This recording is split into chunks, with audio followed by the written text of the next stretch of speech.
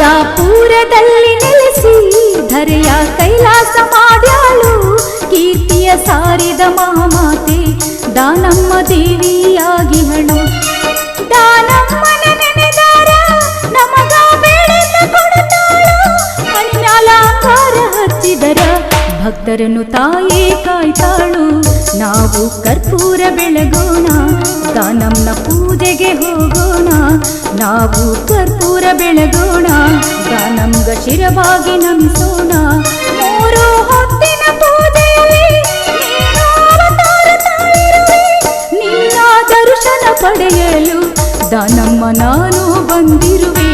ದಾನಮ್ಮ ನಿನ್ನ ನಂಬಿರುವೆ. ದಾನಮ್ಮ ನಾನು ಬಂದಿರುವೆ. ದಾನಮ್ಮ ನಿನ್ನ ನಂಬಿರುವೆ. ದಾನಮ್ಮ ನಿನ್ನ ನಂಬಿರುವೆ.